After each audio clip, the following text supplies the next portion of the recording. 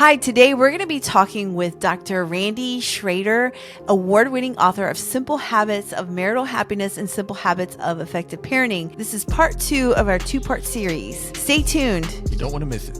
You're listening to Marriage Mania, where we are audacious, sagacious, and tenacious for the Lord to uphold godly marriages and to raise fervent children who are countercultural and stand for biblical truth. Hi, welcome back. I'm Tanya. And I'm Michael. And today we're going to be talking to Dr. Randy Schroeder, award-winning author of Simple Habits of Marital Happiness and Simple Habits of Effective Parenting. This is a part 2 series, and today we're going to focus more on the habits of effective parenting. And before we get started, please subscribe here. It helps us to get the message out. We have a podcast that comes out every Tuesday, and we talk about marriage and family, and we really want to reach as many families as we can for Jesus. So let me introduce our speaker again today. Dr. Randy Schroeder is a licensed marriage and family therapist, pastor, and former seminary professor of pastoral counseling, and has a lifetime of experience in helping marriages and parents. He has written 2 award-winning books, Simple Habits of Marital Happiness and Simple Habits of Effective Parenting. You can also find him on YouTube. He has a channel that offers so much advice on marriage and parenting. And today we're going to be focused on Simple Habits of Effective Parenting. So let's check out our interview with Dr. Schroeder. Hi, Dr. Randy Schroeder. We're so glad you're back on our part 2 series. Please introduce yourself to our audience. Again, Michael and Tanya, I appreciate being with you. And thank you so much, listeners, for learning how to be more effective parents. Just a little about me. I'm a Lutheran pastor. For 25 years, I taught at Concordia Theological Seminary in Fort Wayne, taught all the different counseling classes, marriage counseling, family counseling, crisis counseling, etc. Probably taught more than 1,500 of our pastors how to do counseling. I've had a counseling practice more than 30 years, probably done more than 60,000 hours of counseling and helped more than 2,000 couples and thousands of parents in counseling as well. Personally, my wife and I are going on 50 years of marriage. We have 2 married sons and 6 grandchildren. And again, I appreciate having the opportunity to be with you two. Again, we're so grateful, and we're just such an honor to talk with you and learn from you and just have you here to talk to our audience. So we're so excited about talking about effective parenting today. Yes, definitely. The pleasure is all ours. we talked last time about simple habits of marital happiness. For the second part of the discussion, we wanted to talk about your book, Simple Habits for Effective Parenting. And just like Dr. Schroeder's marriage book, his parenting book offers specific skills and tools to achieve extraordinary results in raising your children. And you don't have to have a doctorate degree in family counseling to do these things.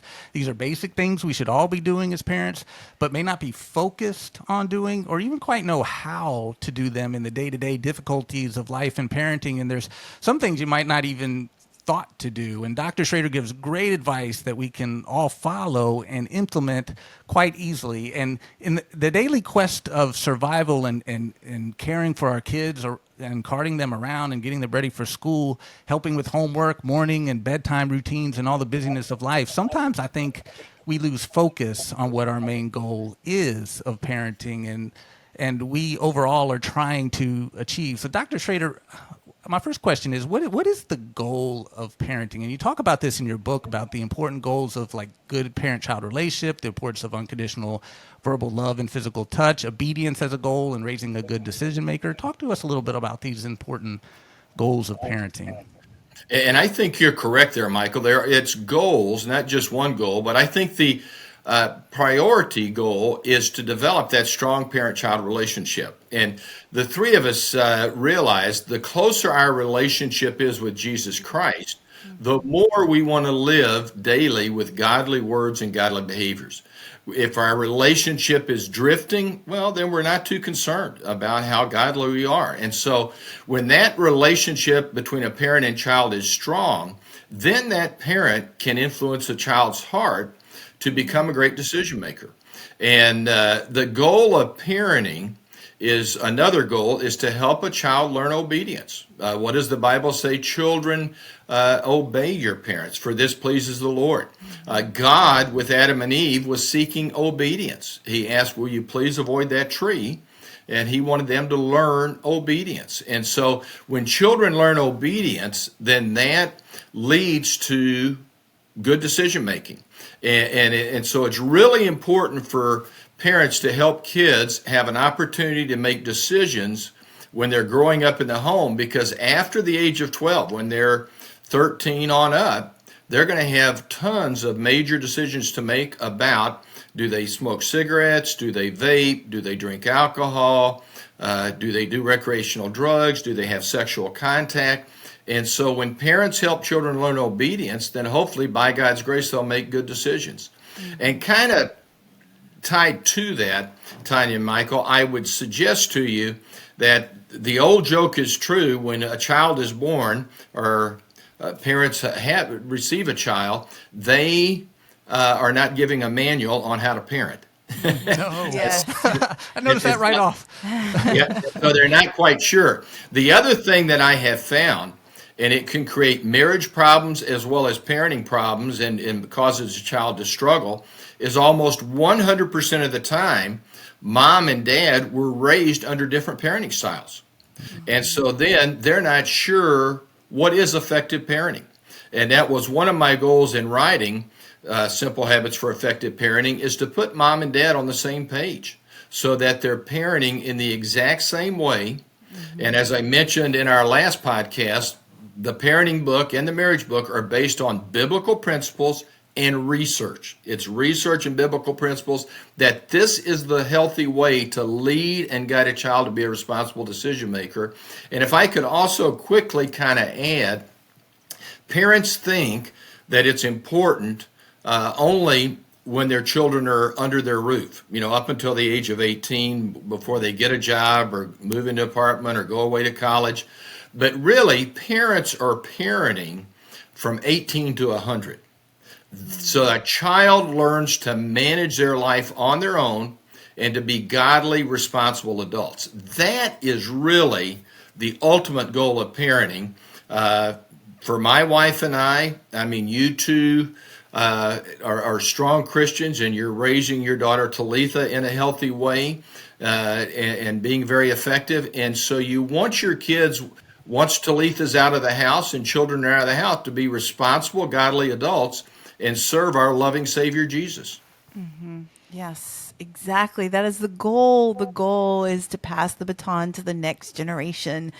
And then the hope is that their children will continue to carry on the legacy and put Christ as the center. And yeah, I just love everything you said. It's so insightful to really focus parents on at least know where we're heading. What the overall goal is. Yes. Is so important to kind of steer our decisions and how we parent, and obedience is so important for a healthy running family. We need to raise good decision makers, and it's all centered on a parent-child relationship. I love how you hone in on that in your book. It fostered by unconditional verbal love and physical touch, and you give great advice in your book on that. And I love what you say in your book, that when there is a disconnect, your child would likely not be influenced by your parenting, but more by his or her peers. And which is a serious issue, I think, in today's society. And relationship is so important to parenting. It gives context to all the rules. Relationship says that these rules are because I love you and want the best for you, instead of I'm just embarrassed by what you did, so let me punish you. It's that relationship that will inspire obedience and achievement and to be a good decision maker. So relationship, obedience, and raising good decision maker is the goal. You also talk about in your book about expecting your child to act older than his or her age. What do you mean by that? Well, it causes a child, great question, Michael. It causes a child to be more mature, responsible, and to really just have a healthier life, And so, if a child is 5, to treat that child like they're 8, or I always say 2 or 3 years older, and just kind of elevate their responsible attitude, whether it be with chores or homework or whatever. And I see parents that coddle their kids, and you kind of coddle a baby, but you don't coddle kids as they get older, and they'll call 7-year-old a baby or a 5-year-old a baby, and then that child acts like a baby. And so, our grandsons are the two oldest are 13 and 10, and even our 5-year-old grandson. I call them young men. And just to kind of elevate them up to be more responsible and more mature. I call our granddaughters young ladies, even at 9 and 5. You young ladies, and again, treating kids older than they are, treating kids like they are really good decision makers beyond their age, and that they are precocious kids, if you will. Yeah, I love that, because that's what we do. We want to make sure that we don't treat our child as she's a baby. And we've been doing that ever since she came home. We don't talk the baby talk. I think a lot of people would do that, the baby talk. We've always talked to her in a very direct manner, teaching the Bible directly and just speaking about life like we're talking to a friend, and it's really important. And I can see that there's definite maturity compared to other children her age. We definitely can see that. Yeah, and we also homeschool. And if I could give a little shout out to homeschooling, since sometimes we get a bad rap at times for things. But one of the biggest advantages that homeschoolers at least brag about is that homeschooled children tend to act more mature and are more comfortable with adults because they spend so much more time with adults than non-homeschoolers. And they spend more time with kids of all ages, which tends to promote more maturity as younger kids emulate the maturity of older kids. And older kids are expected to watch over the younger kids and model good behavior for them, all of which tends to promote maturity that you don't get necessarily with traditional schools where kids are together with kids of the same age all day, every day, and having less interactions with adults and kids of different ages. So I like that. Relationship, obedience, and raising a good decision maker and raising mature kids is a goal. And I want to add the overall goal, and you talk about this in your book, of parenting, as stated in Malachi 2:15, says, why did God create marital oneness? To raise godly offspring. That's what marriage is all about, raising godly offspring. That's what everything we do in parenting is centered on. Proverbs 22:6 adds, to train up a child in the way he should go, and when he is old, he will not depart from it. Jesus is the way. Parents are to train up the child in the way. And Deuteronomy 6 adds that the main goal of parenting is to disciple our children in the Lord daily, with daily routines and habits that it outlines in Deuteronomy 6 that promotes biblical learning and a heart toward God. And Dr. Schroeder, you talk about in your book the 3 qualities to strengthen with your child of like morals based on the Bible, determination and perseverance, which God puts as a high quality, and character and values, which is another high quality. Talk to us about those 3 qualities. Yeah, those are all critical. And you mentioned homeschooling. In 1980, the Supreme Court took the 10 Commandments out of public schools. And we've seen over the past 40 years what has happened. Morals have gone down, and sin is more rampant, and the envelopes with sin are being pushed wider and wider apart. And so it's just critical that biblical morals be taught to our kids today. And I love it, Tanya and Michael, that you guys are doing that with your daughter Talitha. And you mentioned doing that, whether it's at breakfast, at meal times. I think is a great place to do that. But that is absolutely essential because our society is so anti-God, anti-Christian. And then certainly you mentioned, I think determination and persistence is critical. We're going to have challenges every day of our life, and we're going to get knocked down. Everyone gets knocked down, different ways, but we bounce back up. We don't stay down. We become people that bounce up, and by God's grace and God's help, we deal with the challenge, find a solution, and keep going forward. And then certainly integrity, character go hand in hand. To help children learn the importance of, I separate out of being truthful is words, honesty is actions, and helping children learn to be truthful, to be honest, and to have character or integrity is words and actions matching up. It's one thing to say something and then not do it, but it's another thing to help kids learn to follow up with actions with what they say. That's good. Yes, and modeling that as parents is a key Yeah. aspect, because if they're not seeing that at home, we're not going to be able to hear our words because our actions are drowning it out. Yes. Yeah. And I'm going to say, as I say, what you just said, Michael, is so true. What I say in my book, example is not the best teacher. Example is the only teacher. And more things are caught than taught.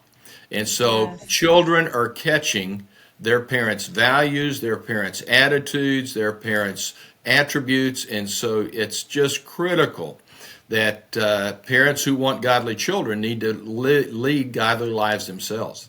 yeah, that's so insightful, and such a good reminder. But I think we also shouldn't neglect, though, actually teaching them with our words, and they can hear our words because our actions are also backing that up. So it's the combination of what we're modeling and physically actually teaching them. And a great place to do that is at meal times, where so much manners and things are talked about, and rules, and that relationship is developed, and there's where we can talk about the Bible, and the Bible brings up just so many opportunities to talk about lessons in life.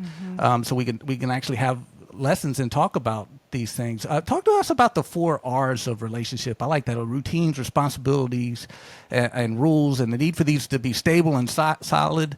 What are the importance of these 4 R's? The first R, relationship, we talked about, but the other 3 R's, routines, are really important. And now they don't have to be rigid. I've seen couples with their children, or parents with their children, want to say, we have to eat at 6 o'clock right on the dot, or we have to do this, and that's not healthy. But routines are healthy, like a morning routine, a bedtime routine, prayer time routine. We talked about that some on the marriage podcast. And routines are successful people have routines of when they go to bed, when they get up in the morning, and so that is important to teach kids. It's also important to give kids responsibilities.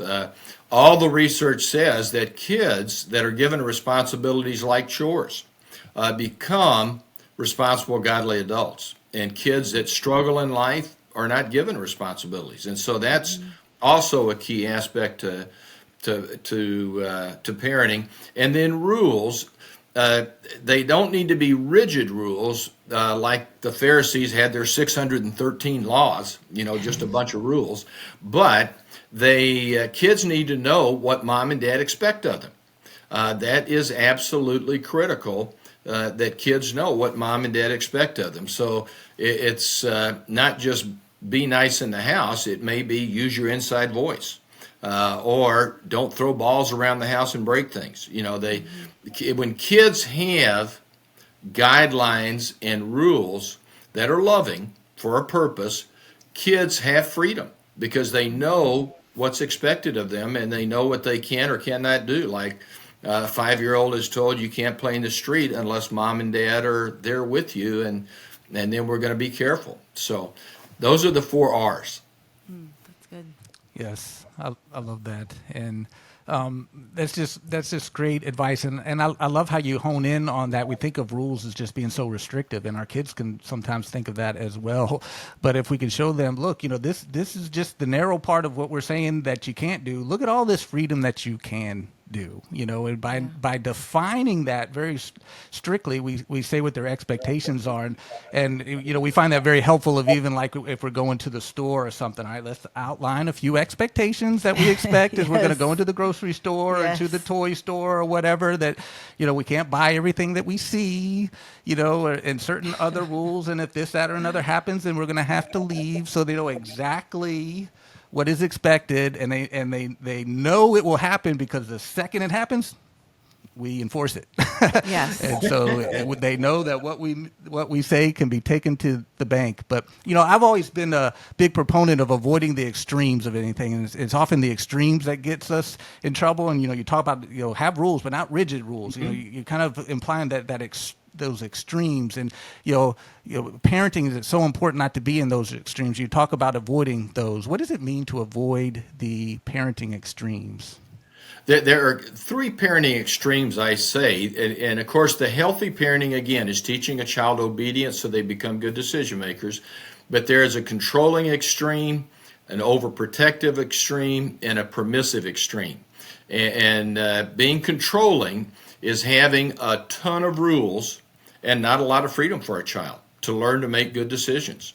And often Christian parents struggle being controlling. They think, well, if I can control my child's behavior, they're going to turn out to make good decisions one day.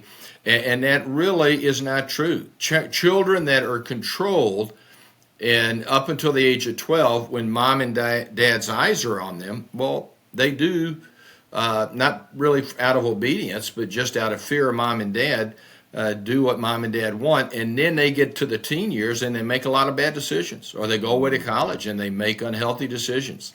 And so they're ineffective in leading and guiding their child. To be overprotective is protecting a child from bumps and bruises of life and kind of conveying to the child, you can't deal with the world without me. You just can't handle your problems. You need me to help you, and I'm going to protect you from all bumps and bruises from life. And like we talked about earlier, that does not help a child develop determination and perseverance and learn to bounce back when they have a challenge in life that kind of knocks them down temporarily. And I saw a young man years ago who actually was a valedictorian and flunked out of college his freshman year, first semester. And the reason was when he was home, his mom and dad told him when to go to bed, when to eat, when to do homework, when to do everything. Well, he went away to college. Mom and dad aren't there to tell him when to go to bed, when to get up, when to study, when to go to the library. And he just had all that freedom. And after being controlled and overprotective, and they were wonderful Christian parents, but they had those parenting extremes that damaged their son. And thanks be to God, the parents came in and the son came in, and he went back to college and turned it around and got his college degree. He learned to make responsible decisions later in life, if you will, rather than when he was a youngster. And in most Christian parents, Tanya and Michael, do not struggle with permissiveness. Most Christian parents struggle with being controlling and overprotective because they're so loving. And yet I would say in the permissive category where Christian parents struggle is they do not enforce the rules, the loving rules they put in place. You know, they give kids 3, 5, 10 chances, or they just are ineffective.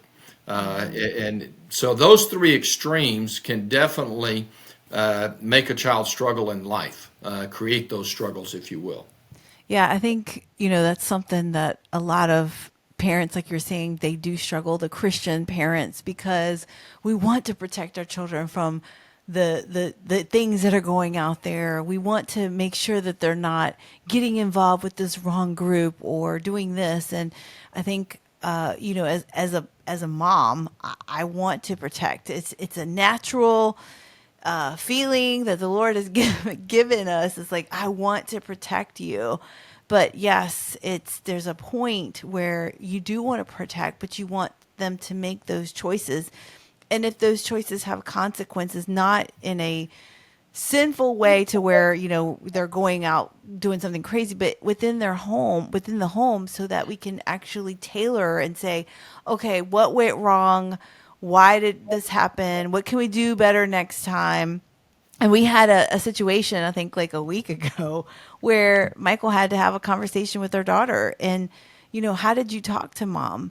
And where did that lead? If you could have talked a different way, maybe it would have been received differently. And so those are great learning experiences to teach our children, like, hey, there's consequences. When you do something, this is what happens. Instead of saying, don't do that. And don't say why. Don't do that, because if you don't do that, this is what's going to happen or whatever.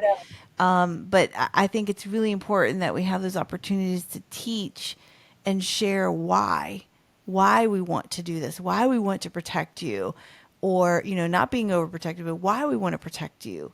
And these are consequences. And if you make those choices, this is what's going to happen if you make that choice. So it's good to have those conversations as well. Yeah, and it is important, I think, again, parents should protect their children, especially in today's society, because there are many individuals that are not healthy. But it's an extreme of overprotection that leads to problems for a child. So yeah, it's extremes in anything in life that usually cause problems for adults and for kids. Yes. That's great. That's great advice and something to always remember. And not to be the controlling parent or the overprotective parent or the permissive parent, but the hardest thing is to try to see that when you are actually the parent. It's like, how do you know when I'm being too controlling, I'm being too overprotective, I'm being too permissive? Is there a way to evaluate oneself to determine which category I might be in, that I'm kind of leaning to? It's a balancing act. So how am I? Am I leaning too much towards controlling? Am I leaning too much towards protective? I'm leaning too much towards permissive, and are we to act differently towards different kids? One child I might need to be a little bit more permissive because they just shown themselves to be more responsible, and for another child I might need to be a little bit more controlling because they're a loose cannon. So how do we interplay that balance in there and evaluate ourselves on if we're too far to one extreme? I think that's a great question, Michael, and that's the reason I wrote, Effective Parenting, is to help parents see what research says is effective parenting and is also not controlling, not overprotective, and not permissive, where they can go and see those habits. And the sad thing is, when a marriage is unhappy and struggling, spouses know immediately, hey, I'm not happy today, and I'm not happy on a regular basis. Whereas parents, when they're ineffective, they don't find out they're ineffective until their child goes to school or their child hits the teenage years. And they think they're doing it in a healthy way. And I see it over and over and over in my counseling practice and in my speaking to thousands of parents, that they'll ask me, Dr. Schroeder, I'm doing ABC. Is that healthy? And I lovingly say, probably not. You need to do it this way. And I think it goes back to obedience. And in my Christian parenting book, I always say there's two ways that parents should ask for, let's say, respect. It's important to ask politely with, will you please be respectful? Will you please not play in the street if a 5-year-old's playing in the street? And if it happened, maybe a street is not a good example because you don't want a child to go back out there, but being respectful is. But you would say either be respectful or you're going to go to timeout. You decide. And if a child continues to be disrespectful, parents would say you decided to go to timeout because of ABC. So I think it's giving kids freedom of choice, and giving them opportunities to make decisions, because by the time a child's a senior in high school, they should be making all their own decisions under parental guidance. And I say under parental guidance. So when your daughter Talitha is a senior in high school, I'm not saying, if she says, Mom, Dad, I want to stay out till 3 a.m. on Friday night, you should say, Talitha, God bless you, have fun. You need to say, of course, that's too late for you to stay out. But after high school, if she's not learned to make decisions through high school, and where she's making all her own decisions basically under parental guidance as a senior, after high school, if she gets an apartment and gets a job, who determines her curfew? She does.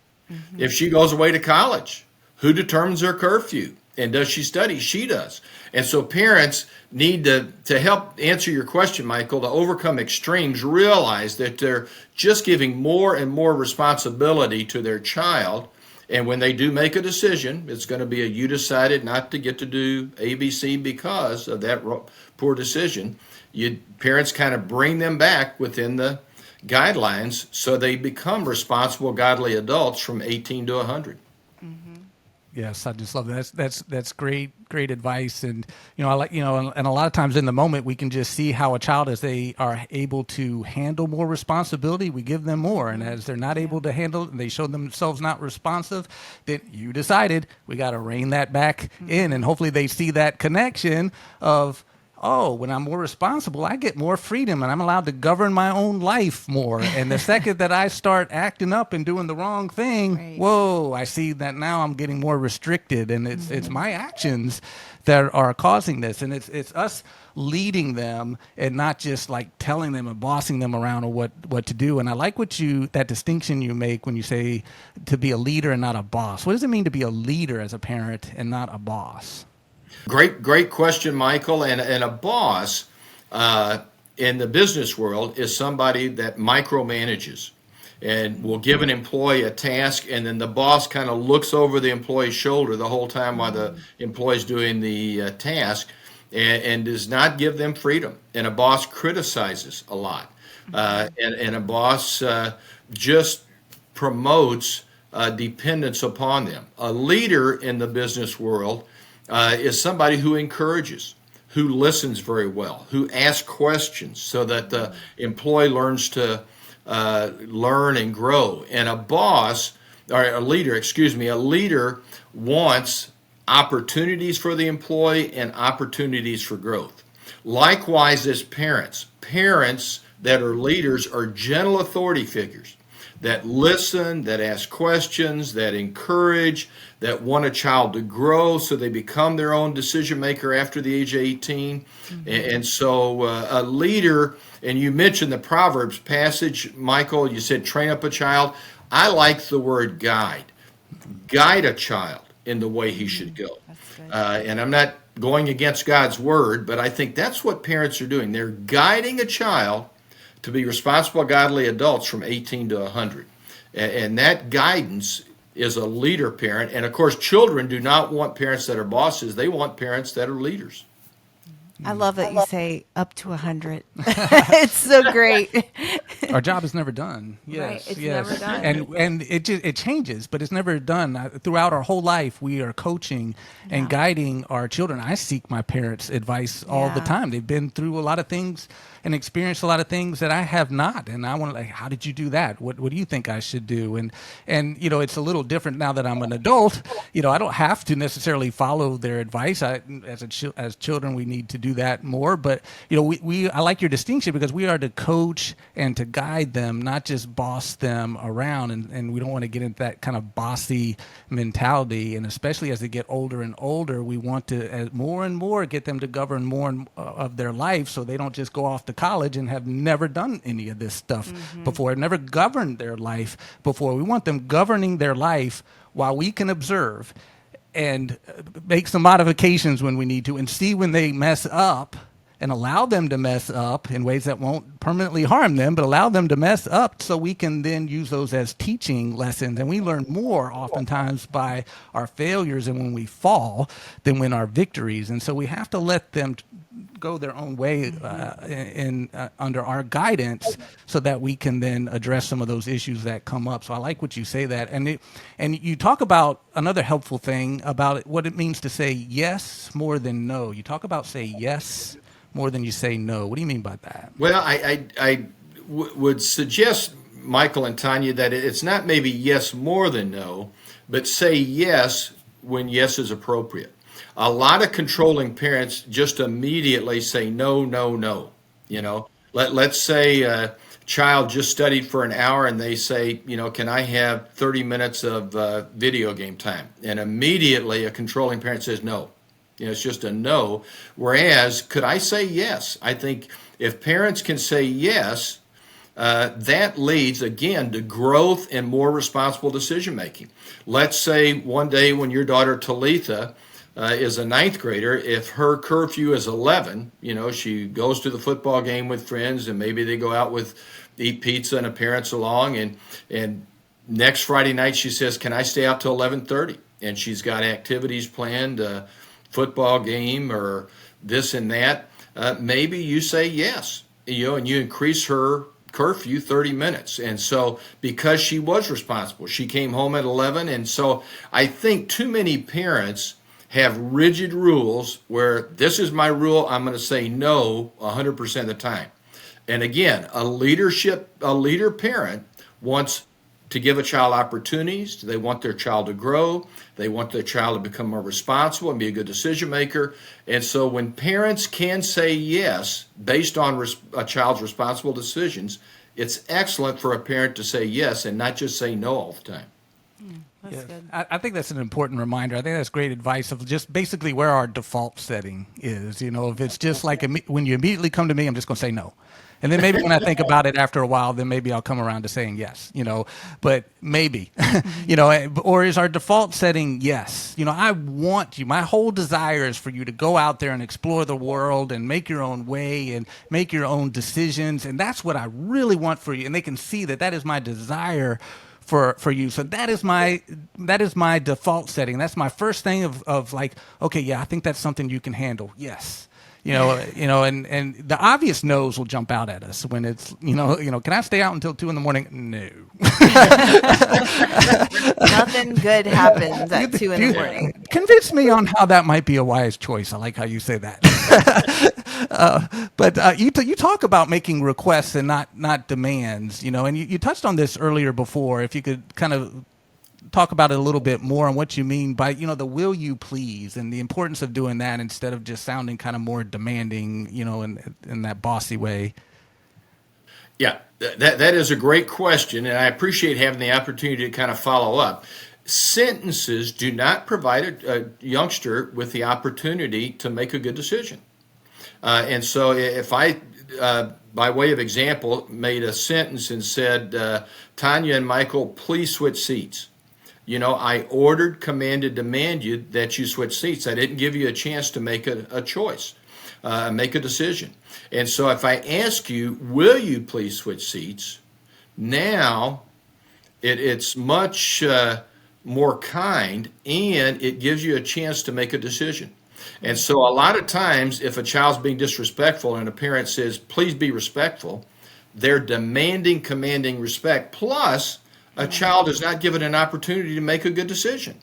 And so it's critical, I think, and I've had thousands of parents say to me, Dr. Schroeder, we cannot believe how much more compliant our kids are and how much more obedient they are when we ask them, will you please be respectful?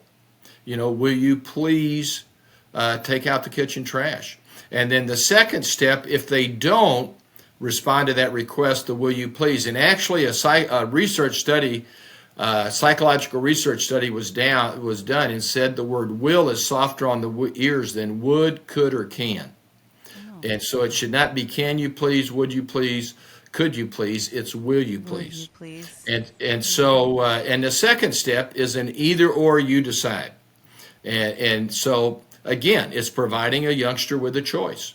Either be respectful or go to your room for 10 minutes, you decide. And if they do it a third time, the number one mistake parents make is giving kids 3, 5, 10 chances. And then the parent becomes frustrated, and then they want to yell at their child, give them random consequences or take away privileges, and it doesn't help the child learn to be a good decision maker. So if a child is disrespectful a third time, parents would say, you decided to go to your room because you're being disrespectful. When you can be respectful, then you can come out of your room. Yeah, you just touched on like Grandma's Law there, right? When you, then you, can you, I love this, the title of that, Grandma's Law. Yeah, another great effective habit for parents to use, and it's much easier, I'll say, to use Grandma's Law than it is the will you please, either or, you decide. You decided because of a consequence needs to be given or privilege taken away. Grandma's Law, our grandmas would say to us, Tanya and Michael, when you eat your vegetables and chicken, then you may have a piece of the pie I baked you. And so that's why it's called Grandma's Law. And so parents can use that with responsibilities and chores.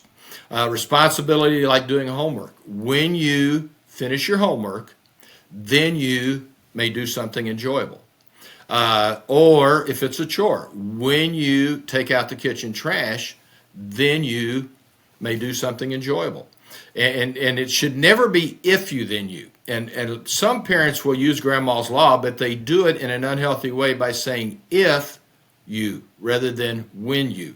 I say to you two if you do these effective habits, you're going to have a healthier marriage and be healthier parents. I'm not sure you're going to do it.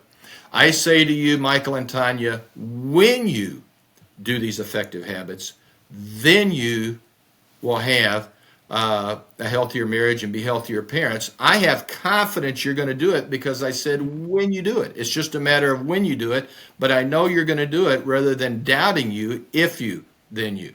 And Grandma's Law has helped thousands of parents. I could tell you story after story of how when you, then you has de-stressed parenting. And I can think of a dad from our church who used that, it's in my book, and came in and said, Dr. Schroeder, he, after using when you, then you and bringing down the stress in his house, he said, parenting is so easy. And I chuckled and said, I'm a parenting expert, and parenting wasn't easy for me. I said, but when you have the right verbal skills, when you, then you, and will you please, and either or you decide, and you decided because when giving a consequence, parenting does become easier, but it's not going to be easy. Yes, I just love that. It's just great advice and great techniques because it's like I love like the story you were referring to. I believe it was like when you clean the bathrooms, you can have your cell phone back. It puts the total choice on them. You know, it gets all the power off, you know, the responsibility off of us to kind of figure out a way to make them do something. It's like, look, it's your decision. I've got your phone. You can have it back when you clean your room, and it's just a great way to just stop that conflict between parents where we're just trying to boss them around and they're not doing it, so we just kind of get more bossy. And it's like, I like how you say you'll never in the history of this world, I think you said we'll never win an argument with our children. Quit trying to argue with them. Just give them a choice where there's an obvious answer. When you do this, then you, and that's just some great advice. Great advice. And I wanted to ask you about sarcasm in your book. I mean, you in kind of switching tones here a little bit. I mean, maybe that's another way we could be a little bossy, or another way our parenting could just have some rough edges around it is sarcasm in a way that we might not even see as being rough. Why is sarcasm harmful? I'm so happy, Michael and Tanya, that you brought that up, because that is absolutely essential in our marriages and in our parenting, that we avoid sarcasm, because 90% of the time sarcasm is negative. And the Greek word for sarcasm is tearing of flesh. And we don't want to tear our spouse's flesh. We don't want to tear the flesh of our children. And I always say, and sarcasm defined, I think, is mask anger.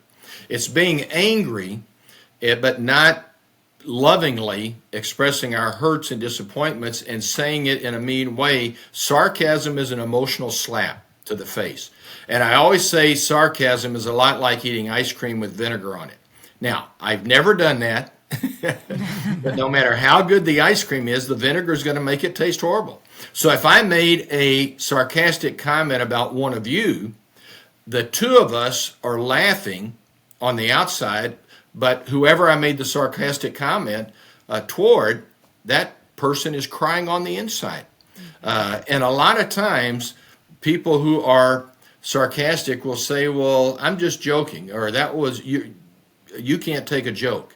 And that's not true. It's an emotional slap to the face. It's mask anger. And only probably 10% of the time is sarcasm healthy, just good humor. Now, I'm not saying when I say avoid sarcasm, families need to smile at each other a lot. You two have beautiful smiles. It's good to smile at each other and your daughter Talitha. It's good to have a sense of humor. It's good to laugh a lot. But it's never good to be sarcastic, because most sarcasm is negative and will destroy relationships. Oh, that is so insightful, and something I think that can just get past us at times. You know, this is an area where we might not even think about as being harmful because it's just a joke. You know, but it can be quite destructive, and studies bear that out. All your stuff is based on research. You know, sarcasm is a joke at someone else's expense. You might think it's a joke to say, for instance, wow, that meal tasted like an old sock, you know, and you're laughing and others are laughing, and the person who cooked the meal might even be laughing on the outside, but inside that person might have had their feelings hurt. And what is this model for our children who aren't haven't learned how to tease people without hurting their feelings. One time as a high schooler in Sunday school class, we were talking about New Year's resolutions, and I turned to a girl in the class and asked sarcastically, "What is your New Year's resolution? To lose weight?" And she started to cry. That was terrible. And my mom was the teacher and was horrified and had a coming to Jesus talk with me. And I was like, I was just joking. I thought I was being ironic. She doesn't need to lose weight. She's skinny. Then my mom asked me a very poignant question. What if she's struggling with an eating disorder? And I was like, oh, I didn't think of that. And that's how sarcasm can be destructive. You don't know what people may be inwardly struggling with, and now you are jabbing at them at their expense as a joke. And kids are especially mean and tease other kids incessantly. That is very destructive, and we need to teach them in no uncertain terms not to do that, and in no way provide a model for them for how to joke at someone else's expense. God says in Ephesians 5:4 that we should not have any kind of obscenity, foolish talk, or coarse jesting come out of our mouth, but rather thanksgiving. And it's very important that we model for our children that. And I love that lesson in our class, and we taught on that as one of the habits in there. It was kind of interesting to see that not everybody was buying it, that they were like, no, we don't see a problem with being sarcastic. Oh, really? Well, and you describe sarcasm very well. And I would say 99% of people do not realize that sarcasm damages relationships. They just have no idea how harmful it can be. Yeah. Another important point was like with labels, and I wish we had time to talk about, the shy girl, and you just called her, what was the label? Miss Talkative? Miss Talker, yeah. Miss Talker. And the importance of how we label our children. We can be so destructive, certainly by calling them stupid or ignorant or, things like that, and how much we can inspire them to greatness by just the labels that we use. You're such a great talker, and the compliments that we use.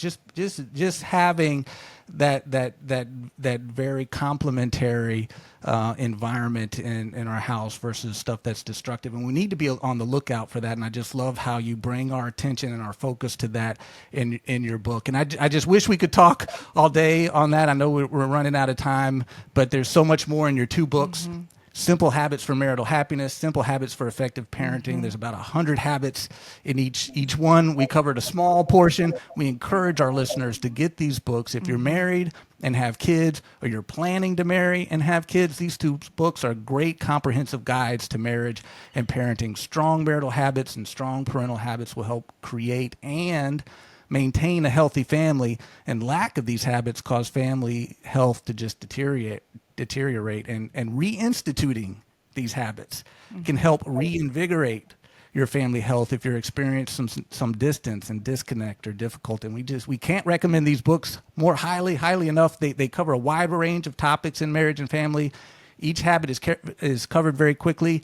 Read a habit a day. Pick a habit, focus on that for a month or two until it gets ingrained, and then add another habit. Start slow, start easy. You'll be amazed at how these habits can make just a world of difference. And just thank you, Dr. Schroeder, for being with us today. It was just such an honor and privilege to talk with you. Yeah, and you could see how much we really like these habits and how we want them to be part of our life as well.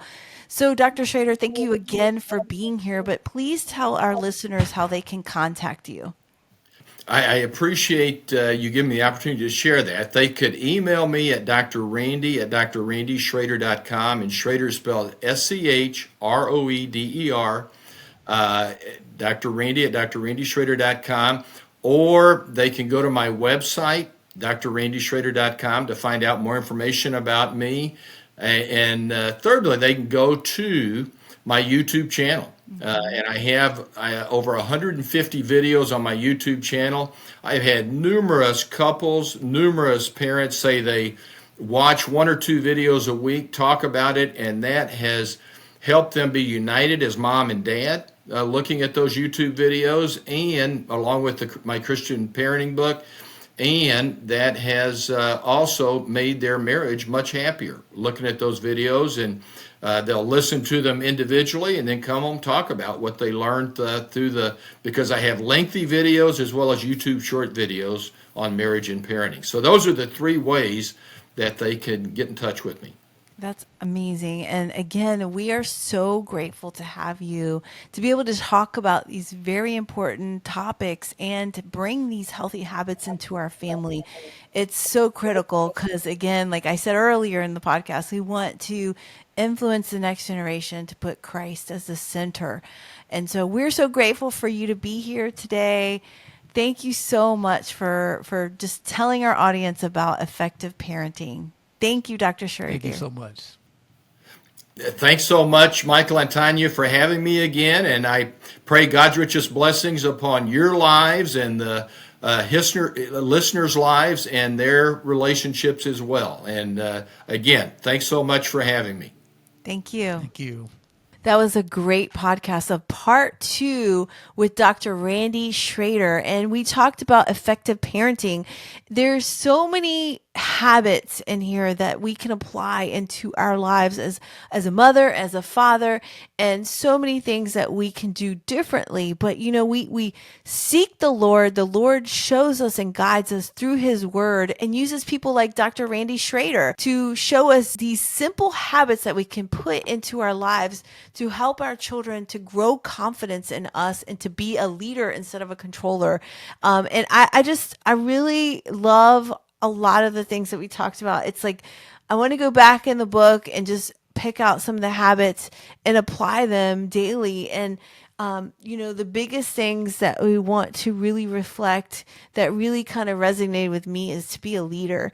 To be a leader to our children is so important because leadership is really allowing someone to do things their own way, bringing them along for the cause, right? And then letting them figure out new ways and opportunities to be able to do things differently and in a better way, and encourage your people, right? Encourage those people that are following you so that they can make an impact in whatever the project or the goal is. And the same thing with parenting. Like, we want to be able to lead our children to a point that one day they're going to be able to be leaders of their families, leaders of their children, and taking care of their children and leaving that godly legacy that the Lord has told us to do and commanded us to do in Deuteronomy 6.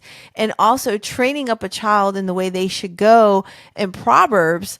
And that's the key here. We want our children to know Jesus. We want them to follow Jesus. We want them to make their own way, but also with parental guidance, with us being there, showing them what does God's word say and how do we live out our life. We're not perfect. No one is perfect. God said there's no one righteous, not one, but him. And through Christ, we can show our flaws, we can show our weaknesses, we can show our strengths, and in our weaknesses, we can do better things. We could show, okay, there's strength in that weakness because we can acknowledge, hey, we did wrong in these areas as a parent, but you know what? With God's help, we can continue on and we can have forgiveness of our sins or forgiveness of what we've done and make it right and try to work things out to do better parenting skills and better parenting habits. Yeah, and you know, there's nothing easy about parenting. Nothing easy the most at difficult. all. We all know this. This is the most Yes. difficult thing we can possibly do. We wear 1,000 hats. You know, life is so busy, and there's tons of things we have to do. We got to work. We got to survive. We got to wash things. We got to break things that's broken. We got to mow the lawn, wash the dishes, dust. We can go on and on to the 5 million duties that we have to do and the 100 hats that we have to wear. But our most important hat is relationships. Our first and foremost relationship with the Lord, then with our spouses, and then with our kids. And if we could put those as a top priority, make sure that I am connecting with them. First and foremost, the Lord. I'm doing those things. I'm spending time with the Lord in prayer. I'm spending time with other believers in church. I'm reading the Bible. But after that, how am I connecting with my wife? Those simple, quick connects throughout the day to make sure that I'm just telling them the little things of thank yous and I love yous and hugs and kisses, that you're the most special person in my life here on earth. And we do that with our children. You know, we tell our children the same thing. I love you. I'm so proud of you. And we hammer that message in every way possible in our words and in our actions, that it's not something that they're left to wonder. How many adults have you talked to that go, I really don't know if my parents loved me. They never told me. They never hugged me. They never gave me gifts, you know, whatever. They did not speak to my love language. They didn't spend time with me. They didn't really care to enter into my world and see what was important to me. You know, we don't want that. You know, we, in order to leave a lasting legacy and to pass on our faith to the next generation, it first starts with that connection. They don't care what you have to say to them unless they know that you care for them as an individual. And you say that every day in everything you do. It does not have to take much time. It doesn't have to take much effort. It takes intentionality to hug someone when they wake up in the morning and just greet them with just the most kindness you can in the world, to say, I love you, and I'm just so glad you're my child, just because you are. That's awesome. You know, and that's the first words that are out of your mouth, not shot out of a cannon, get dressed, well, we're late, hair's on fire. No, and that happens a lot, you know, because we're either not getting up on time and it can happen, but you know, like you're saying, we want to instill a good habit. Yep. And we're the parents. We're the leaders. We're supposed to be the coaches. We're supposed to be the guides. And that is our responsibility and the job God has given us, the most important job. Why did he create marital oneness according to Malachi 2:15? To create godly offspring. In Deuteronomy 6 principles and Proverbs, to train up a child in the way they should go and to teach them the word of God. But it doesn't happen in a vacuum. It all starts with relationship. We first connect with them, how God connected with us and loves us. We need to demonstrate that love to them. Then they'll listen to what we have to say. Then they'll be inspired to be obedient to us. When we set down those rules that we need to set down and those expectations we have for them, they'll see throughout the context of their whole life, oh, this is because my parents love me and they want the best for me. They might not say it in the moment, especially as teenagers. They may say, I hate you. In fact, you're not letting me do what I want to do. But they know in the back of their mind, and they all return to it back in their later days. Oh, my parents did love me. Look at how I could see now that I have my own kids and my own family, how I struggle with time. And I see now, man, I wish I would have been more grateful for that back then, how my parents just made time for me. They showed that I was special in their life and that they cared about me and they cared what happened to me, and they set down loving rules. They applied them lovingly and in a context that just says, I'm just so in love with you, and I'm just so proud of you because you're my child. Yeah, I think this was great, and I'm so grateful for Dr. Randy Schroeder and all his work and just his counseling and his expertise, and just really bringing a positive perspective in our parenting and our marriage and all the things that he talks about in both of his books. So this is part 2 of a part 2 series. And if you did not listen to part 1, please take time to listen. I've listed it here so you can listen to the Simple Habits of Marital Happiness with Dr. Schroeder. And just, it's so encouraging. But we're so grateful for him. We are so appreciative to such a godly man who really wants the Lord to be priority in his life and his family's life, and just great examples of bringing healthy habits in parenting. We put a podcast out every Tuesday where we talk about marriage and family, and we really want to reach hearts for Jesus. We really want to make an impact in families, leaving godly legacies, and just really strengthen marriages through discipleship. So if you find this podcast encouraging, please give it a thumbs up and share it with someone who wants to learn about parenting, and also share about part 1 with Dr. Schroeder around simple habits for marital happiness. It's so wonderful and so encouraging. So please subscribe and give us a thumbs up, and we are so grateful. Until next time. God bless.